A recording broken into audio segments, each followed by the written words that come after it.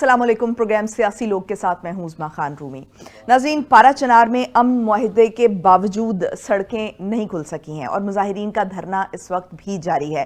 خیبر پختونخوا کے ضلع کرم کے مرکز پارا چنار میں امن معاہدے کے باوجود دھرنے کا سلسلہ جاری رکھتے ہوئے مظاہرین کی طرف سے اعلان کیا گیا ہے کہ سڑکیں کھلنے اور عوام کے لیے محفوظ آمد و رفت یقینی بنائے جانے تک ہمارا یہ احتجاج جو ہے وہ جاری رہے گا۔ بدھ کے روز جو ہے وہ امن معاہدے پر دستخط ہوئے تھے، لیکن سڑکیں ابھی تک نہیں کھلیں، ٹریفک ابھی معمول پر نہیں آئی اور لوگوں کی سلامتی یقینی بنائے جانے تک یہ دھرنا جاری رکھنے کا اعلان کیا گیا ہے۔ اصل میں یہ معاملہ ہے کیا اور اتنا پرولونگ کیوں کیا؟ اور یہ ہم دیکھتے ہیں کہ ہر کچھ عرصے بعد جو ہے یہ جو فرقہ وارانہ لڑائی میں بدل جاتا ہے، اس کی کیا ریزنز ہیں؟ اس پہ بات کرنے کے لیے ہمارے ساتھ اسٹوڈیوز میں تشریف رکھتے ہیں رہنما پاکستان تحریک انصاف رفیع اللہ نیازی صاحب۔ اسکائپ لائن پر ہمیں جوائن کر رہے ہیں سینئر تجزیہ کار بریگیڈیئر فاروق حمید صاحب، اور ان کے ساتھ رکھتے ہیں پشاور سے موجود ہیں، ان کے ساتھ تشریف رکھتے ہیں عقیل یوسف زئی صاحب جو کہ سینئر صحافی ہیں، سینئر جرنلسٹ ہیں۔ آپ سب کو پروگرام میں خوش آمدید کہوں گی۔ عقیل صاحب، سب سے پہلے تو میں آپ سے یہ جاننا چاہوں گی کہ اب تک کی صورتحال کیا ہے، کہ اب اگر دھرنا مظاہرین کی طرف سے جاری رکھا گیا ہے تو کیوں اب تک جو سڑکیں ہیں وہ کلیئر نہیں کی جا سکیں، ٹریفک جو ہے وہ معمول پر نہیں آ سکی ہے، ریزنز کیا ہیں؟ بہت شکریہ۔ یہ تو بہت لمبی بحث کہ کرم ہمیشہ سے تقریباً 40 سال سے اس قسم کے تنازعات اور مسائل میں گرا رہا ہے اور اس کے اپنے ایشوز اور اسباب بھی ہے۔ میری اس وقت جو صورتحال ہے وہ یہ ہے کہ کل صبح سے نہ صرف اور میٹنگ ہو کہ صبح 9 بجے بلکہ 10 بجے ایک کارروائی شکل ہے اور ایک لوگ ہے جو آفیشل وہاں پر تاجر ہے وہ کل سے کام کریں گے۔ پاڑا اور آس پاس کے 3 علاقوں میں پہلی وجہ یہ ہے کہ جو آپ نقصانات ہوئے ہیں، جو جرگہ ہوا تھا، جو شرائط یا طے ہوتی یا جو معاہدہ ہوتا میں لوگ عقیل صاحب معذرت کے ساتھ آپ کی آواز میں تھوڑی ڈسٹورشن آ رہی ہے، تو وہ یہ ٹیکنیکل معاملے کو دیکھ کر آپ سے دوبارہ کنٹینیو کریں گے۔ رفیع اللہ نیازی صاحب، آپ کیا سمجھتے ہیں کہ یہ جو معاملہ ہے ابھی تک حل کیوں نہیں ہوا؟ بسم اللہ الرحمن الرحیم۔ شکریہ عظمیٰ رومی خان صاحبہ۔ میں تھوڑا سا پیچھے جاؤں گا۔ یہ جو کرم ڈسٹرکٹ ہے یہ پہلے ایجنسی ہوتی تھی۔ پہلے تو میں آپ کو بتانا چاہتا ہوں کہ وہاں پہ 2 اسکول آف تھاٹ جو ہے نا وہ رہتے تھے آج سے 20 25 30 سال پہلے۔ ایک اہل تشیع جن کی تعداد مور دین 80% ہے اور جو باقی ہیں وہ سنی ہیں۔ اب یہ شروع میں جب پاکستان کے اندر 96 97 98 میں جب یہ فرقہ وارانہ دہشت گردی کی ایرا شروع ہوئی تھی تو اس کے اثرات وہاں بھی پڑے تھے۔ تو یہ ہوا کہ وہاں جو لوگ سنی رہتے تھے پارا چنار میں، وہاں کی جو لوکل کونسلز وہاں بھی وہ اہل تشیع کی جو ہے نا وہ اکثریت تھی، وہ امپاورڈ تھے۔ تو ان لوگوں کو ڈسپلیس ہونا پڑا، قتل و غارت شروع ہو گئی، سنیوں کو مارا گیا، نکالا گیا۔ سنی اسکول آف تھاٹ کے لوگ جو ہیں وہاں سے وہ ڈسپلیس ہو کے سدا آ گئے۔ سدا جو ہے نا یہ پارا چنار اور اس کے درمیان ہے، پشاور کے درمیان ہے، اور یہ یہاں پہ جو ہے نا اہل سنت کی جو ہے نا وہ اکثریت ہے مور دین 80%۔ اب وہ لوگ جو وہاں سے ڈسپلیس ہو کے جنہوں نے اپنا گھر بار چھوڑ دیا آج سے 20 سال تقریباً پہلے، 18 سال پہلے، یہ فرقہ وارانہ جو نوعیت اس میں شدت آئی۔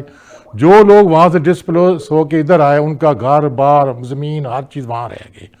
اب یہ ایشو ہے جب پارا چنار سے اہل تشیع وہ صدا کی طرف آتے تھے تو پھر سنی جو ان کو وہ مارتے تھے۔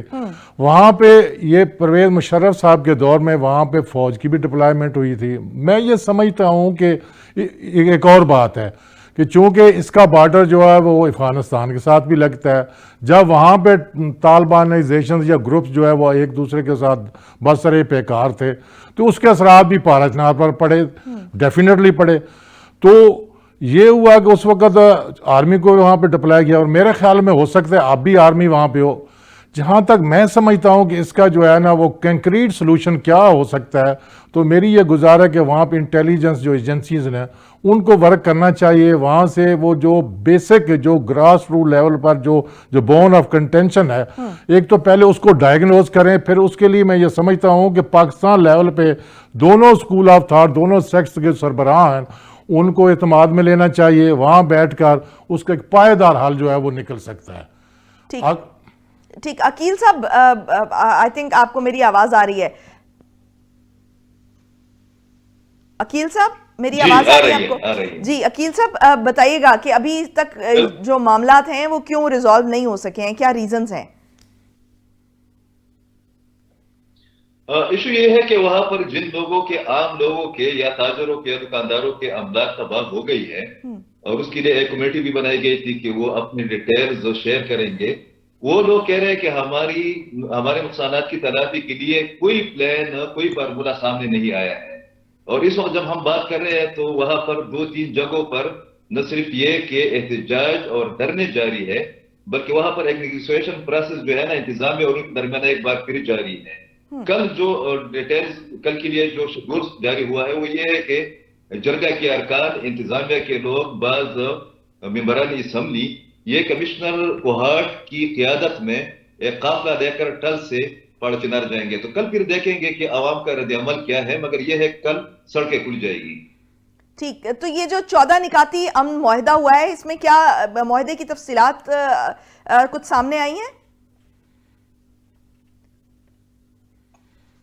اس میں جو بڑا ایشو ہے اور جس پر جو ہے نا ابھی تک مجھے نہیں یقین آ رہا کہ اتنے بڑے مسئلے کا، جس طریقے سے نیازی صاحب نے بتایا بھی ہے کہ یہ کوئی لوکل ایشو نہیں ہے، اس کی اپنی بہت ڈائنامکس ہے، اس کے بہت کمپلیکیشنز ہے۔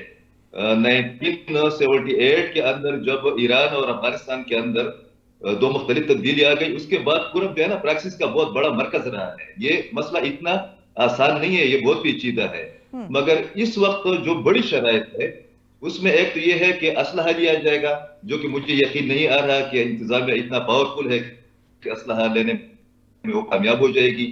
دوسرا یہ ہے کہ بنکر وغیرہ کا خاتمہ کیا جائے گا، روڈوں کو بلاک نہیں کیا جائے گا، اور مسلح جتھے جو ہے ان کو برداشت نہیں کیا جائے گا، اور وہاں پر 200 FC کے اہلکار جو ہے نا وہ اپوائنٹ کیا جائے گا۔ سب سے بڑا مسئلہ اب بھی وہی ہے کہ جن لوگوں کے مارکیٹ تباہ ہو گئے ہیں، جن کے گھر جلائے گئے ہیں، ان کی کمپنسیشن کے لیے ابھی تک اس معاہدے میں کوئی ایک کنکریٹ کوئی فارمولہ یا پلان جو ہے وہ شامل نہیں ہے۔ ٹھیک، بریگیڈیئر صاحب کیا وجہ ہے کہ یہ جو معاملہ ہے یہ اتنا پرولونگ کرتا جا رہا ہے، اور ایک زمین سے obviously شروع ہونے والا تنازع، جس طرح نیازی صاحب نے بھی ذکر کیا، تو اب وہ جیسے ہی ایک دوسرے کے علاقوں میں جاتے ہیں تو یہ فرقہ وارانہ لڑائی میں بدل جاتا ہے یہ معاملہ، اور پھر کیوں ہماری جو ریاست ہے اور جو ہمارے حکمران ہیں وہ ان لوگوں سے اسلحہ برآمد کرنے میں، اسلحہ کلیکٹ کرنے میں ناکام ہو جاتے ہیں، اور کیوں ہم اس کو وقتی طور پر دیکھتے ہیں لیکن اس کا لانگ ٹرم سلوشن نہیں دیکھتے؟ جیسے ابھی بھی جو پوائنٹس بتائے امن معاہدے کے، وہ ابھی وقتی طور پر ایسا لگ رہا ہے کہ اس معاملے کو دبانے کی کوشش کی جا رہی ہے، لیکن اس کا لانگ ٹرم حل کیا ہے یہ اس کی طرف جو ہے وہ بھی نہیں دیکھا جا رہا۔ بسم اللہ الرحمن الرحیم، بہت شکریہ۔ دیکھیں، افسوسناک بات یہ ہے کہ معاہدہ سائن ہونے کے باوجود تمام پارٹی نے جو سائن کیا ہے، میں آج بھی پڑھ رہا تھا اور یہ خبر آ رہی ہے کہ وہاں پہ لوگ جو ہیں انہوں نے ابھی بھی دھرنے دیے اور لوگ احتجاج کر رہے ہیں، اور ایک بڑی ڈیمانڈ اس وقت ان کی یہ لوگوں کی طرف سے کہ جن لوگوں کے وہ خاص گاؤں میں جو فسادات ہوئے اور جو بازاروں میں ان کے اپنا املاک کو، دکانوں کو، بزنسز کو جلایا گیا، ڈسٹروائے کیا گیا، وہ کمپنسیشن مانگ رہے ہیں۔ میں سمجھتا ہوں that is very very legal اور بالکل جسٹیفائڈ ہے، اور یہ اپنا فیڈرل گورنمنٹ ہو یا بیسک ذمہ داری تو ظاہری بات ہے کے پی گورنمنٹ کی بنتی ہے، ان کا کام ہے کہ ان کو جو ہے وہ کمپنسیٹ کریں۔ ایون دو لوگ، وہ جو 200+ لوگ جو شہید ہوئے ہیں اور اس میں ان کی جانیں گئی ہیں، ان کے لیے بھی، ان کی فیملیز کے لیے بھی کوئی اپنا ریلوکیشن ہو جائے، ریہیبلیٹیشن ہو جائے۔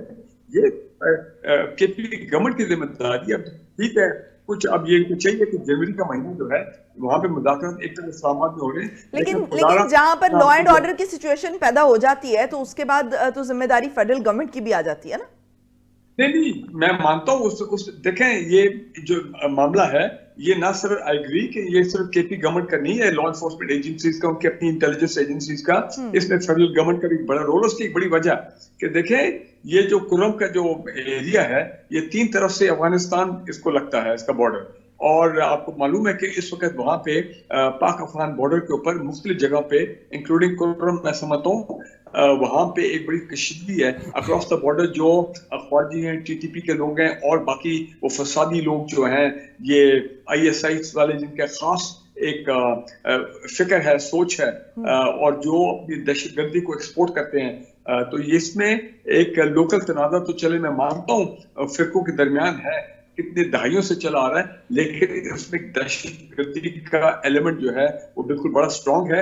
इसलिए वहां पे एक परमानेंट प्रेजेंस अपना ये FC की और reinforce by the federal government, ये बिल्कुल होनी चाहिए। जारी बात है, KP के जो रिसोर्सेज हैं वो तो अवेलेबल हैं, और वो फुल टाइम, और मैं समझता हूँ उनको बड़े बढ़ा के रखना चाहिए। तो दूसरी बात ये कि जहां तक वेपन्स का ताल्लुक है कि लोगों को डिसआर्म करना, मुझे लगता है कि वो बड़ा मुश्किल है। आज तक KP में बाय डिजाइन एक सोच है, एक कल्चर है वहां पे कि हर शख्स जो वो हथियार रखता है, ठीक है ना जी। हमारा पठान भाई, पश्तून भाई विदाउट ए वेपन तो अच्छा लगता ही नहीं है। हमने तो जब से होश संभाला है, हम तो अपने भाइयों को वेपन के साथ ही देखते हैं। तो ये उनका, लेकिन जब इस कल्चर का गलत इस्तेमाल होगा, और ऑब्वियसली वहां पर दहशतगर्दी वाला एलिमेंट जो है वो उसको हम नजरअंदाज नहीं कर सकते, तो तब तो आपको मुल्की सलामती के लिए सोचना पड़ेगा ना। तब चाहे वो पश्तून भाई हैं, चाहे उनका जो भी कल्चर हो, तब ये फसादात की तरफ बढ़ सकता है, और ये होता भी है। ये प्रैक्टिकली हमारे सामने है ये सूरत है। देखिए, ये तो फिर वहां पे जो लोकल MI दीन है, वहां पे जो लोकल रिलीजियस लीडर्स हैं, वहां के जो लोकल पॉलिटिशियंस हैं, जो कि आई एम श्योर के मेंबर भी हैं पंजाब KP असेंबली में, तो वहां पे जो पॉलिटिकल लीडर्स हैं, उनकी जिम्मेदारी बनती है ना कि वो ऐसे हालात क्रिएट करें, कोऑर्डिनेट करें federal of KP agencies, government की एजेंसीज के साथ, कि वहां के लोग जो हैं अमन फोर्स। देखे ना, हमने कई दफा पाकिस्तान में, बलूचिस्तान में कई जगह हमने सुना अमन फोर्स कौन होती है? वो लोकल लोग होते हैं, उनके पास हथियार होते हैं, और जिनको हथियार सरकारी तौर पे भी दिए जाते हैं कि कल को कोई अपना इंटरफेरेंस हो, इंटरवेंशन हो किसी किस्म की अक्रॉस द बॉर्डर, तो वो लोकल जो सिक्योरिटी फोर्सेस हैं, उनकी सपोर्ट में वो लोग भी आते हैं। वो भी होना चाहिए as a very very first line of defence के, जो भी के पुलिस वाले तो आए वहां पे। तो देखें, ये एक कोऑर्डिनेटेड एफर्ट है, ये एक इंटीग्रेटेड और होलसम किस्म का इसका सॉल्यूशन है, पॉलिटिकल भी है, इकोनॉमिक भी है। अब ये कुर्रम का आगे पीछे वो तमाम, वहां पे अब एक और मसला है, KP में एक मसला ये आ गया कि अल्लाह ताला ने KP को वो क्या कहते हैं ना, अरबों डॉलर की मादनियात से नवाजा है। देखे ना, तेल, गैस, क्रोमाइट, ग्रेनाइट, क्या कुछ है जो वहां पे नहीं है। और उसके बाद वहां पे एक ऐसा रेयर मिनरल है उस नॉर्दर्न एरिया में KP के, जिसको कहते हैं लिथियम, ठीक है ना जी, रेयर मिनरल है। उससे अल्लाह ताला ने पाकिस्तान को नवाजा है, जो अफगानिस्तान में भी है। और चाइनीज ने $10 अरब इन्वेस्ट किए हैं लिथियम माइनिंग में इन काबुल। तभी तो चाइनीज और अफगानियों के दरमियान ताल्लुकात कितने बेहतर हो गए, बिकॉज चाइनीज आ गए वहां लिथियम निकालने के लिए। जिस तरह पाकिस्तान से शरनक से वो कितने 2-3 दहाइयों से शरनक से बलूचिस्तान में कॉपर निकाल रहे हैं। फिर वजीरिस्तान में बड़ा कॉपर है, उसकी माइनिंग वहां पे हो रही है। वो तो हमने वीडियो भी देखी है आमिर मीर के प्रोग्राम में, मुझे तो पता नहीं था, पहली मरतबा मैं तो बड़ा खुश हुआ। लेकिन इसके बावजूद हम देखते हैं कि वो खित्ता जो है मुसलसल दहशतगर्दी की जद में है। नियाज़ी साहब जी, वो दहशतगर्दी है, लेकिन मैं जो पॉइंट बताना चाह रहा हूँ वो ये है कि अब एक नया फैक्टर एलिमेंट ऐड हो गया है KP दहशतगर्दी की के पीछे जो लोग हैं, कि ये वहां पे जो मादनियात है उसके पीछे भी बड़े लोगों की नजरें हैं across the border and from within inside the province. लेकिन ये तो तब कहे ना जब इसका फायदा उठाया जा रहा हो, या उसको जो है वो मिसयूज किया जा रहा हो। इस तरह के मुआहदे वगैरह होते नहीं है, और वहां पर कोई इस तरह से नहीं हो रहा, सिवाय इसके कि वहां पर दहशतगर्दी फैल रही है। तो या तो उसका इफेक्टिवली फायदा उठाया जा रहा होता, तो हम ये कहते कि उस पे नजरें हो सकती हैं हमारे दुश्मन अनासिर की भी, और वो इसको इस तरह से मैनिपुलेट कर रहे होंगे। नियाज़ी साहब, ये इतना लॉन्ग टर्म क्यों चले जाते हैं ये मामलात? अब वहाँ पर आपकी जो पार्टी है उसकी गवर्नमेंट 10 साल से ज़ायद हो चुके हैं, तो क्यों, अगर ये मसला जो है वो इतना देरीना है, تو اس کو ابھی بھی وقتی طور پہ تو چلیں سیٹل ڈاؤن کرنے کی ضرورت ہوتی ہے، وقتی طور پر آپ نے معاہدہ کر لیا، لیکن کیا آپ کی جو پارٹی ہے وہ اس کو لانگ ٹرم بھی دیکھے گی کہ اس کے لانگ ٹرم میں کیا حل ہیں، اور آپ کیا سمجھتے ہیں کہ اس کا لانگ ٹرم میں حل کیا ہونا چاہیے؟ دیکھیں، میں عظمیٰ صاحبہ میں گزارش کروں گا، جیسے عقیل یوسف زئی صاحب فرما رہے تھے نا، 100 تقریباً 62 کے قریب لوگ جو ہے نا ایکسپائر ہوئے ہیں، شہید ہوئے ہیں دونوں سائڈ سے، بہت دا سائڈ، اور بہت سارے انجرڈ بھی ہوئے ہیں۔ پہلی تو بات یہ تھی کہ ان کے جو ورثات تھے نا، ان کو اعتماد میں لینا چاہیے تھا، ان سے پوچھ کر یہ جو امن معاہدہ انہوں نے یہ کیا ہے، میرا خیال ہے ان کی کانسنٹ ہونا بہت ضروری سی، نمبر 1۔ اب اس کا جو نا یہ ایک ریاستی ایشو ہے، ایک صوبائی حکومت کا نہیں ہے، جیسے بریگیڈیئر صاحب فرما رہے تھے نا کے پی کے والے جو ہیں وہ بھی کریں، وہ بہت ساری معدنیات ہیں۔ پہلی تو بات ہے کہ یہ نیشنل ایشو ہے، یہ صوبائی حکومت جو ہے نا اس کے ڈومین میں نہیں آتا کہ وہ یہ جو معدنیات اس کو نکال، جیسے لیتھیم فرما رہے تھے، لیتھیم میں آپ کو بتاتا چلوں 87% لیتھیم جو ہے، لیتھیم کی طرف، میٹلز کی طرف بعد میں آتے ہیں، میں اس طرف یہ جو ایشو ہے اس کو ریزالو کیوں نہیں کیا جاتا؟ کیونکہ بہرحال جو لا اینڈ آرڈر کی سچویشن ہے، میں نے یہ کہا کہ دہشت گردی والا معاملہ وہاں پر درپیش ہے، تو یہ ریاست کی ذمہ داری بن جاتی ہے۔ میں آپ کو اس کے تین جو ہے نا اس کے جو ریزنز ہیں یا 3 اس کے میں سلوشن بتاتا ہوں۔ پہلی تو بات یہ ہے کہ ڈی ویپنائزیشن ہونی چاہیے کرم کے اندر۔ سب سے پہلے جو بارڈر ہے نا 3 جو ہے نا وہ ڈائریکشن سے بارڈر جو ہے وہ کرم کو لگتا ہے، وہاں پہ فینس بنا دیں، افغانستان ہے، سن لیں نا، وہاں پہ فینس بنا لیں، یہاں وہاں پہ جو بارڈر فورس ہے جس کو FCC کہتے ہیں، جو بھی اس کو نام دیتے ہیں، اس کو زیادہ زیادہ ڈپلائی کیا جائے، وہاں پہ فینس بن جائے۔ چونکہ باجوہ کے دور میں جو عمران خان صاحب تھے انہوں نے 5 کھرب روپیہ یہ باجوہ صاحب کو دیا، انہوں نے کہا کہ چونکہ دہشت گردی ہوتی ہے، لوگ آ جاتے ہیں، ہم فینس لگانا چاہتے ہیں۔ اب مجھے نہیں معلوم کہ وہ فینس لگائی گئی ہے، اگر لگائی گئی ہے تو وہ کتنی پائیدار تھی، ٹوٹ گئی ہے یا نہیں ٹوٹی، وہ وہی بتا سکتے ہیں۔ سب سے پہلے ہم اپنا بارڈر سیکیور کریں۔ دوسرا کام ایک یہ ہے کہ آپ ڈی ویپنائز کریں، فوج اور جو لوکل ایڈمنسٹریشن ہے، جیسے یہ امن فورس ہے یا پولیس ہے، چونکہ اب وہ ڈسٹرکٹ ایڈمنسٹریشن میں آ گیا، پروونشل میں آ گیا، تو وہ سارے مل کر پہلے تو اس کو ڈی ویپنائزیشن کا عمل شروع کریں، پہلے بارڈر سیکیور کریں، پھر اس کے بعد ڈی ویپنائزیشن کا عمل جو ہے نا وہ اس کو کریں۔ تیسرا اگر پولیٹیکل کوئی ایشو ہے، میرا خیال ہے کہ وہاں پہ پولیٹیکل ایشو نہیں ہے، سیکٹیرین ایشو ہے، اس کا یہی حل ہے کہ نیشنل لیول پہ جو ان کے لیڈران ہیں ان کو بھی آن بورڈ لیا جائے، اور یہ لانگ ٹرم، یہ تو پہلے آج سے 20 سال پہلے یہ کرنا چاہیے تھا۔ اب کے پی کی حکومت تو 10 سال ہوئے آئے، ابھی اس میں شدت آئی، وائلنس آئی ہے، یہ جو رائٹس میں یہ کہہ رہی ہوں نا کہ 10 سال سے زائد ہو گیا، لیکن ابھی اس کے لیے کے پی کے پتا تو ہے کہ یہ معاملہ دیرینہ ہے، پرانا ہے معاملہ۔ کے پی کے کی رائلٹی، کے پی کے NFC ایوارڈ کی جو پیسہ وہ 100 سے زیادہ ارب وہ ہمیں نہیں مل رہے، وہ کے پی کے نہیں مل رہے۔ ابھی تو گنڈا پور کی پھر میں طرف سے یہ کہتا کہا ہوں جا رہا سب کو تھا، آن بورڈ ہونا پڑے گا، ابھی تو گنڈا پور صاحب کی طرف سے کہا جا رہا تھا کہ ہمارے پاس سرپلس موجود ہے۔ وہ تو ہم نے بچایا ہے نا جی، چلیں بچایا تو لگائیں بھی تو صحیح نا، بچا کے IMF نے جو کنڈیشن رکھی تھی اس کو ہم نے میٹ کیا، اس کو کوالیفائی کر کے ہم نے اتنے بچائے۔ میں یہ سمجھتا ہوں کہ جب تک فیڈرل حکومت، پروونشل حکومت، armed forces, paramilitary forces, police, یہ سارے جب ایک پیج پہ نہیں آئیں گے، ایک نیشنل لیول پہ ایک ایسا یہ اس کو ایک منصوبہ بنائیں گے، تو یہ جو میں پہلے گزارش کر چکا ہوں۔ اور دوسرا یہ جو جس طرح عقیل یوسف زئی صاحب فرما رہے تھے، جو لوگوں کا نقصان ہوا، جن کے گھر جلے ہیں، جن سے زمینیں ہتھائی گئی ہیں، قبضہ کیا گیا ہے، جو زخمی ہیں، ان سب کے کمپنسیشن ہونا جو ہے یہ بھی ضروری ہے۔ ٹھیک، عقیل صاحب اب تو چونکہ یہ کے پی کی جورسڈکشن میں آتا ہے، کے پی کے انڈر آتا ہے، تو کیا کے پی میں ضم ہونے کے بعد آپ کیا دیکھتے ہیں کہ وہاں پر کیا پولیس کا نظام یا کوئی اس طرح کا نظام جو فورسز کا نظام ہوتا ہے وہ وہاں پر موجود نہیں ہے کہ جو یہ معاملات جو ہیں وہ اس طرف جا رہے ہیں؟ دیکھیں، بریگیڈیئر صاحب نے بھی اشارہ کیا اور نیازی صاحب نے بھی اشارہ کیا کہ ہم ایک شارٹ ٹرم میں ان معاملات کو حل نہیں کر سکتے ہیں۔ دیکھیں، ایک جانب تو وہاں پر اتنی زیادہ لوگوں کی شہادتیں ہوئی کہ ہم غزہ کو بھول گئے۔ ہماری فیڈرل گورنمنٹ کو یہ بات ماننی پڑے گی کہ اس نے اس طریقے سے کردار ادا نہیں کیا جو کہ کرنا چاہیے تھا۔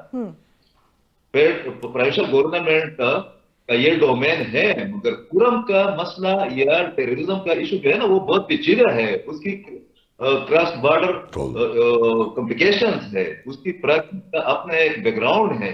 मगर आप मुझे बताएं, आपको पता है कि कुरम के जिस इलाके में या आसपास के इलाकों में ये तमाम फसादात हुए, वहां से लोगों ने मैंडेट पीटीआई या जेवाई को दिया है। मौलाना फजल रहमान साहब कुरम के मामले पर कितनी बार बोले, उनको मदारिस की फिक्र लगी हुई थी, उन्होंने कितनी बार जो है ना इस पर बात की है या वहां पर गए हैं।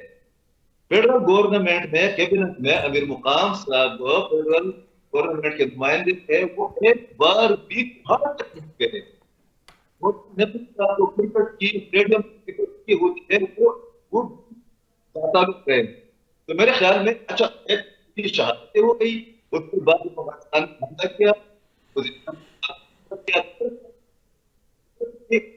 वो पूरे रीजनल वर्क अंदर। लेकिन अकील साहब, इसको इतना प्रोलॉन्ग क्यों किया गया, इसकी वजह क्या थी, इसको इतना निगलेक्ट क्यों किया गया? क्योंकि ये महीनों हो चुके हैं इस मामले को शुरू हुए, और ये ऑब्वियसली जो है जिस तरफ ये जा रहा था इसको फोर्स ही किया जाना चाहिए था, इसको फौरन से रोका जाना चाहिए था, क्योंकि ये दहशतगर्दी का गढ़ है ये जो एरिया है। तो इस मामले को इतना प्रोलॉन्ग क्यों किया गया? क्या इस मामले को पॉलिटिसाइज करने की कोशिश की गई दोनों तरफ से? मसला तो पेचीदा है, मगर हमें जो अंडरस्टैंडिंग है पेशावर में बैठकर वो ये है कि कोहाट टनल के नीचे का जो खैबर पख्तूनख्वा है या पाकिस्तान है, जिसको हम जुनूबी अजला और कबायली इलाकाजात कहते हैं, हमें तो सारा लग रहा है कि वहां पर हुकूमत की दिलचस्पी जो है ना वो फेडरल गवर्नमेंट हो, सूबाई हुकूमत हो या पॉलिटिकल पार्टी की दिलचस्पी है ही नहीं। ये कोई पहला वाकया तो नहीं है ना। तो मेरे ख्याल में जब तक इसके लिए तो होना तो ये चाहिए कि फेडरल या पार्टी जो है वो इसके लिए खसूसी इजलास बुलाए और वहां पर असबाब ढूंढे जाए, वहां नहीं है।